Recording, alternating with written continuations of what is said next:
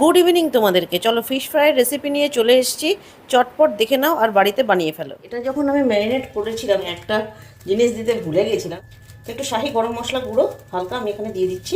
এই কটা আমি এখন করব, বার করেছি তো এই কটাতেও হালকা একটু দিয়ে নিলাম। এটা ম্যাক্সিমামে ফিঙ্গার হবে, তোমরা এখানে দেখেই বুঝতে পারছো এই ফিঙ্গারের পিস এখানে বেশি আছে, আর আছে এক দু পিস ফিশ ফ্রাইয়ের জন্যও আছে। এবারে আমি এই ভেটকি মাছগুলোর উপরে একটা ডিম নিয়েছি, তোমাদের বলে রাখি এটা কিভাবে ম্যারিনেট করেছি দেখো, ওপরে আমি লিখে দিচ্ছি। এটার মধ্যে দিয়েছি ধনে পাতা, পুদিনা পাতা, কাঁচা লঙ্কা বাটা পরিমাণ মতো। আমি পরিমাণটা তোমাদের সেইভাবে বলছি না, যে যতটা মাছ নেবে সেই পরিমাণটা একটু আন্দাজ করে করতে হবে। নুন দিয়েছি সামান্য, গোলমরিচের গুঁড়ো রয়েছে, একটা হাফ পাতিলেবুর রস রয়েছে, আর এর মধ্যে সামান্য গরম মশলা তোমাদের সামনে আমি দিলাম, আর দিয়েছি আদা রসুনের পেস্ট, একটা গোটা পেঁয়াজ বাটা বেটে দিয়েছি। এই হচ্ছে টোটাল জিনিসটা এর মধ্যে দেওয়া আছে। আচ্ছা, এখানে আমি একটুখানি ছড়িয়ে দেব কর্নফ্লাওয়ার, খুব বেশি না, জাস্ট এপিটোপিট করে নেওয়ার মতোই দেওয়া হবে। নিয়ে নেব ব্রেড ক্রাম্ব।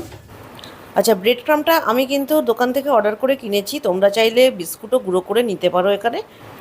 আচ্ছা, একটা ডিম ফাটিয়ে এখানে নিয়ে নিচ্ছি আলাদা করে। ডিমটার মধ্যে অবশ্যই সামান্য একটু নুন দিয়ে দেবো। এবার এটাকে ভালো করে ফেটিয়ে নেব, আর এবারে কর্নফ্লাওয়ারটা ভালো করে মাছের গায়ে মাখিয়ে নেব। একবার ডিমের গলায় আমি এপিটোপিট করে নিলাম, করে বিস্কুটের কোটিং আরেকবার।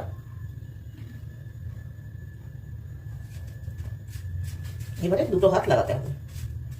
আচ্ছা, ফ্রাই আর ফিঙ্গারগুলো যে আমি এখন গড়ে নিচ্ছি, গড়ে নিয়ে কিন্তু আমি এগুলোকে আধ ঘন্টার জন্য ডিপ ফ্রিজে ঢুকিয়ে দেবো। ডিপ ফ্রিজে ঢুকিয়ে দিলে না এগুলো খুব সুন্দরভাবে সেট হয়ে যাবে।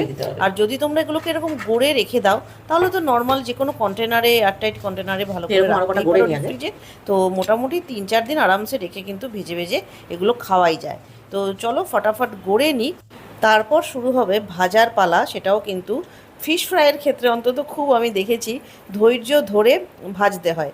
যাই হোক, আজকে চেষ্টা করেছি প্রপার শেপ দেওয়ার, কারণ একজন আমার ভিউয়ার বন্ধু বলেছিল যে আগে এখন যখন আমি ফিশ ফ্রাইয়ের রেসিপি দেখিয়েছিলাম যে আমার কিন্তু চারিদিকটা কালো হয়ে যাচ্ছিল ফিশ ফ্রাইয়ের, যেহেতু আমি প্রপার শেপ দিইনি।